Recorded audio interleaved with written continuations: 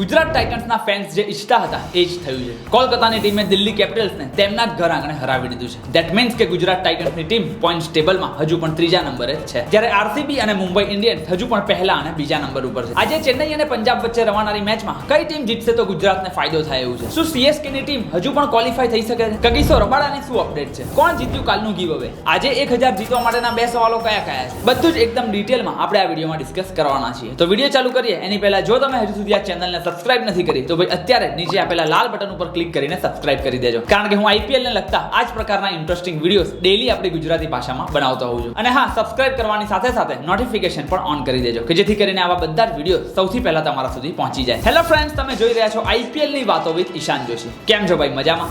I am sure કે Gujarat ટાઇટન્સના fans તો 100% મજામાં હશે. અને ખાલી ગુજરાત ટાઇટન્સ જ નહીં, સાથે સાથે પંજાબ કિંગ્સ અને લખનઉના ફેન્સ પણ એટલા જ ખુશ હશે કે જેટલા ગુજરાત ટાઇટન્સના છે, કારણ કે દિલ્હી કેપિટલ્સને મળેલી આ હારના કારણે દિલ્હીની ટીમ હજુ પણ પોઈન્ટ્સ ટેબલમાં ચોથા નંબર ઉપર રહી ગઈ છે અને પોઈન્ટ્સ ટેબલમાં આપણને કોઈ પણ મોટો ફેરફાર જોવા નથી મળ્યો. હવે સૌથી પહેલા જો ગીવ અવેના રિઝલ્ટની વાત કરીએ તો આ મેચમાં પણ કોઈ બંને સવાલના સાચા જવાબ પ્રેડિક્ટ નથી કરી શક્યું. જો કે ભાઈ ટેન્શન લેવાની જરૂર નથી, આજે પણ 1000 નું ગીવ અવે રાખેલું જ છે. આજે રવાનારી પંજાબ અને સીએસકે ની મેચ માટેના ગીવ અવેના બંને સવાલો મેં વિડીયોના એન્ડમાં પૂછેલા છે, તો ભૂલ્યા વગર આ વિડીયોને એન્ડ સુધી ખાસ જોજો. હવે જો આજે સાંજે રવાનારી મેચની વાત કરીએ તો ચેન્નઈના ચેપોક સ્ટેડિયમમાં આપણને સીએસકે વર્સિસ પંજાબ કિંગ્સની મેચ રમતી જોવા મળવાની છે. પિચની વાત કરીએ તો ચેન્નઈના આ ગ્રાઉન્ડમાં આઈપીએલ 2025 માં આપણને અત્યાર સુધી મોટે ભાગે બેટિંગ ફ્રેન્ડલી વિકેટ્સ જ જોવા મળી છે. એમાં પણ ખાસ કરીને પહેલા બેટિંગ કરવા વાળી ટીમ ઇઝીલી 160 થી 180 રનનો સ્કોર કરી શકે છે. બંને ટીમોના હેડ ટુ હેડ રેકોર્ડ્સની વાત કરીએ તો અત્યાર સુધી આઈપીએલના ઇતિહાસમાં ચેન્નઈ સુપર કિંગ અને પંજાબ કિંગ્સ વચ્ચે ટોટલ 31 મેચો રમાયેલી છે, જેમાંથી ચેન્નઈની ટીમ 16 વખત અને પંજાબ કિંગ્સની ટીમ પણ 15 મેચો જીતેલી છે. એટલે જ્યારે આ બંને ટીમો એકબીજાની સામે આવી છે ત્યારે આપણને એકદમ બેલેન્સ ટાઈપના રિઝલ્ટ જોવા મળ્યા છે. જો કે આ વખતે આઈપીએલ 2025ના કરંટ ફોર્મની વાત કરીએ તો બંને ટીમો વચ્ચે આસમાન જમીનનો ફરક જોવા મળી રહ્યો છે. એક ટીમ પોઈન્ટ્સ ટેબલમાં 5મા નંબર ઉપર છે કે જે હજુ પણ પ્લેઓફ માટે ક્વોલિફાય થઈ શકે છે, જ્યારે બીજી ટીમ પોઈન્ટ્સ ટેબલમાં એકદમ બોટમ ઉપર ચાલી રહી છે કે જે ઓલરેડી પ્લેઓફમાંથી કદાચ બહાર ફેંકાઈ ગઈ છે. ભાઈ ચેન્નઈની ટીમ આ વર્ષે જ્યારથી આઈપીએલ ચાલુ થઈ છે ત્યારથી જ જાણે બોટમ પર હોય એવું લાગી રહ્યું છે, કારણ કે દરરોજ આવીને કોઈક ટીમ જીતે છે તો કોઈક ટીમ હારે છે, પરંતુ પોઈન્ટ્સ ટેબલમાં ચેન્નઈના પોઝિશનમાં કોઈ પણ પ્રકારનો ફરક જોવા નથી મળી રહ્યો.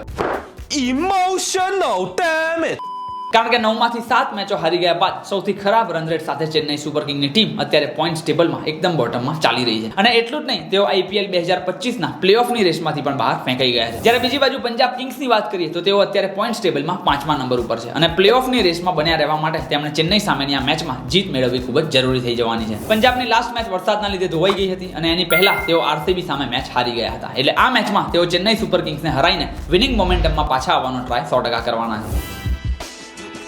બંને ટીમોના કી પ્લેયર્સની વાત કરીએ તો સૌથી પહેલા તો ભાઈ પંજાબ કિંગ્સના બંને ઓપનર્સ એકદમ જોરદાર ફોર્મમાં ચાલી રહ્યા છે. જો કે વન ડાઉન આવી રહેલા કેપ્ટન શ્રેયસ અય્યરનું ફોર્મ હજુ પણ ઉપર નીચે ચાલી રહ્યું છે. જો આ મેચમાં પંજાબની ટીમને સીએસકેને હરાવવું હશે તો ભાઈ ઓપનરની સાથે સાથે કેપ્ટન શ્રેયસ અય્યરને પણ બેટથી તેમનું પરફોર્મન્સ બતાવવું પડશે. સાથે જ જો બોલિંગ ડિપાર્ટમેન્ટની વાત કરીએ તો ચેન્નઈના આ ચેપોક સ્ટેડિયમમાં અર્શદીપ સિંહ અને યુઝવેન્દ્ર ચહલ ઉપર પણ પંજાબની ટીમની નજર રહેવાની છે. બીજી બાજુ ચેન્નઈની ટીમની વાત કરીએ તો ભાઈ આ ટીમમાં તો ઓલરેડી ઘણા બધા પ્રોબ્લેમ્સ દેખાઈ રહ્યા છે. જો કે ભાઈ લાસ્ટ મેચમાં આપણને બે મોટા પોઝિટિવ બેટિંગમાં ખાસ જોવા મળ્યા હતા, આયુષ માત્ર અને ડેવોલ્ટ બ્રેવિસ. એટલે આ મેચમાં પણ સીએસકે ની ટીમ આશા રાખશે કે ભાઈ ચેન્નઈનો ટોપ ઓર્ડર ફરી એક વખત ફાયર કરે અને આયુષ માત્ર અને ડેવોલ્ટ બ્રેવિસ જેવા બેટ્સમેનો આઈને ફરી એક વખત એકદમ ઇન્ટેન્સ સાથે બેટિંગ કરતા જોવા મળે. કારણ કે જો સીએસકે ની ટીમ 180 રન સુધી નહીં પહોંચી શકે તો ભાઈ પંજાબ સામેની મેચમાં પણ તેમને હારનો સામનો કરવો પડી શકે છે. શિવમ દુબેનું ફોર્મ પણ ભાઈ ચેન્નઈ સુપર કિંગ્સની ટીમ માટે સૌથી મોટો ચિંતાનો વિષય છે. 2023 અને 2024ની આઈપીએલમાં જોવા મળેલા શિવમ દુબે આ વખતે 2025માં એકદમ જ આઉટ ઓફ ફોર્મ જોવા મળી રહ્યા છે અને એ જ સૌથી મોટું રીઝન છે કે ક્યાંક ને ક્યાંક સીએસકે ની ટીમ 180 સુધી પણ નથી પહોંચી રહી. બાકી બોલિંગની વાત કરીએ તો એમાં નૂર અહેમદ અને ખલીલ અહેમદ તો ઓલરેડી સારું પરફોર્મ કરી રહ્યા છે, પરંતુ જો સીએસકે ને આ મેચ જીતવી હશે તો ભાઈ પથ્થી રાણાને પણ આ બંને બોલર્સનો સાથ આપવો પડશે. શું લાગે છે ભાઈ તમને, કોણ જીતશે આ મેચ? સીએસકે ની ટીમ આ મેચ જીતી જાય તેવું મને લાગી રહ્યું છે. તમારું શું કહેવું છે એ તમે મને નીચે કોમેન્ટમાં લખીને કહી શકો છો. ચેન્નઈ વર્સિસ પંજાબ વચ્ચેની આ મેચ માટે મારી વિઝન 11 ની ટીમ કંઈક આવી બની છે. કેપ્ટન વાઇસ કેપ્ટન કોણ રહેવાના છે અને મારી ફાઇનલ ટીમ હું ટોસ પડ્યા પછી આપણી ટેલિગ્રામ ચેનલમાં મૂકી દેતો છું, તો ભૂલ્યા વગર નીચે ડિસ્ક્રિપ્શન બોક્સમાં આપેલી લિંક ઉપર ક્લિક કરીને આપણી ટેલિગ્રામ ચેનલમાં ખાસ આવી જજો. વિઝન 11 ઉપર આઈપીએલ ની દરેક મેચમાં તમને 1 લાખ રૂપિયાનું ફ્રી ગીવ અવે કોન્ટેસ્ટ જોવા મળી જાય છે. યસ, બિલકુલ ફ્રી. એટલે એક પણ રૂપિયાનું ઇન્વેસ્ટમેન્ટ કર્યા વગર તમે 1 લાખ રૂપિયાનું કોન્ટેસ્ટ જોઈન કરી શકો છો. અને એટલું જ નહીં, નવા યુઝર્સ માટે તો આનાથી પણ એક જોરદાર ઓફર ચાલી રહી છે. ફક્ત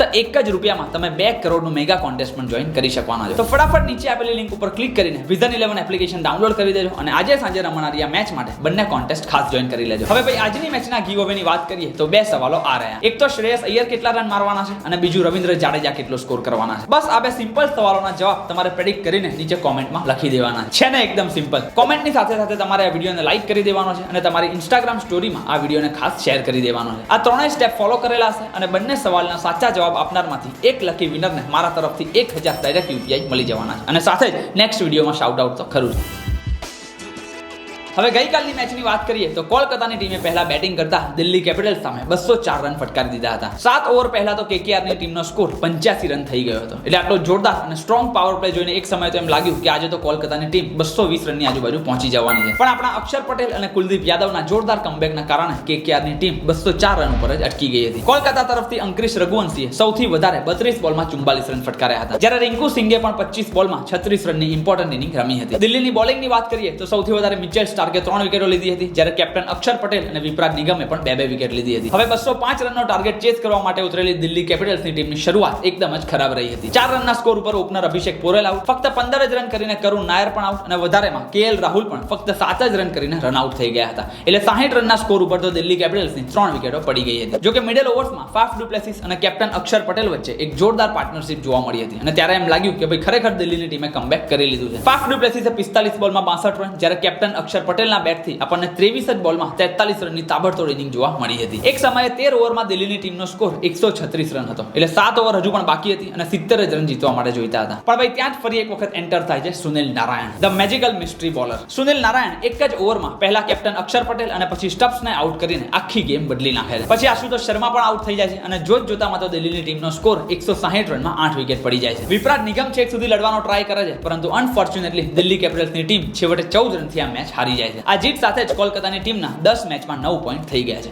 હજુ પણ તેમની 4 મેચો બાકી છે. એટલે જો તેઓ બાકીની 4 મેચ જીતી જાય તો હજુ પણ પ્લેઓફ માટે ક્વોલિફાય થઈ શકે છે. બીજી બાજુ દિલ્હીની ટીમ પોઈન્ટ ટેબલમાં તો હજુ પણ ચોથા નંબર ઉપર છે, પરંતુ કેકેઆર સામે મળેલી હાર બાદ તેમના નેટ રન રેટમાં પણ ફટકો પડ્યો છે. ઇનફેક્ટ આ દિલ્હી કેપિટલ્સની સતત બેક ટુ બેક બીજી હાર છે. એટલે જો તેમને ટોપ 2 માં ફિનિશ કરવું હશે તો ભાઈ અહીંયાથી તો 100% કમબેક કરવું જ પડશે. બાકી આરસીબીની ટીમ મસ્ત પહેલા નંબર ઉપર છે, મુંબઈ ઇન્ડિયન્સ બીજા નંબર અને ગુજરાત ટાઇટન્સ અત્યારે ત્રીજા નંબર ઉપર ચાલી રહ્યું છે. જો આજે સાંજે પંજાબની ટીમ ચેન્નઈ સુપર કિંગ્સને હરાઈ દેશે તો તેઓ ડાયરેક્ટ બીજા નંબર ઉપર પણ પહોંચી શકે છે. રાજસ્થાન સામેની મેચ હારી ગયા બાદ ગુજરાત ટાઇટન્સના ફેન સતત કાગીસો રબાડાની અપડેટ માંગી રહ્યા છે કે ભાઈ ક્યારે રબાડા ટીમમાં પાછા આવશે. તો ઓલરેડી કેપ્ટન શુભમન ગિલે તો સ્ટેટમેન્ટ આપી દીધેલું છે. 19 એપ્રિલે અમદાવાદના નરેન્દ્ર મોદી સ્ટેડિયમમાં રમાયેલી દિલ્હી કેપિટલ્સ સામેની મેચમાં શુભમન ગિલે કીધું હતું કે 10 દિવસમાં કાગીસો રબાડા પાછા આવી જવાના છે. આજે ઓલરેડી 30 એપ્રિલ થઈ ગઈ છે, એટલે કે 10 દિવસ કરતા પણ વધારેનો સમય થઈ ગયો છે અને હજુ પણ ગુજરાત ટાઇટન્સ તરફથી આપણને કોઈ પણ ઓફિશિયલ અપડેટ જોવા નથી મળી. એટલે નેક્સ્ટ જે હૈદરાબાદ સામેની મેચ છે એમાં તો કાગીસો રબાડા રમતા જોવા નથી જ મળવાના. લેટ્સ હોપ કે એના પછી આવનારી મેચમાં કાગીસો રબાડા ટીમમાં પાછા જલ્દી જોડાઈ જાય. બસ તો that's it for this particular video. આજના ગીવઅવેના સવાલો જો ફરી એક વખત યાદ કરાવી દઉં તો તમારે શ્રેયસ અય્યર અને રવિન્દ્ર જાડેજા કેટલા રન મારવાના છે એ પ્રેડિક્ટ કરીને સિમ્પલી નીચે કોમેન્ટ કરી દેવાની છે. જો વિડિયો ગમ્યો હોય તો પ્લીઝ એને લાઈક કરી દેજો અને તમારા દરેક ગુજરાતી મિત્રો સુધી શેર કરી દેજો. વિઝન 11 અને ટેલિગ્રામની લિંક મેં નીચે આપેલી છે, તો ભૂલ્યા વગર ડાઉનલોડ કરી લેજો. બાકી આઈપીએલ ને લગતા આવા જ ઇન્ટરેસ્ટિંગ વિડિયો દરરોજ આપણી ગુજરાતી ભાષામાં જોવા માટે આ ચેનલને પણ ખાસ સબસ્ક્રાઇબ કરી દેજો. મળીએ છીએ આપણે ફરી એક વખત આવા જ ઇન્ટરેસ્ટિંગ વિડિયો સાથે. ત્યાં સુધી આવજો.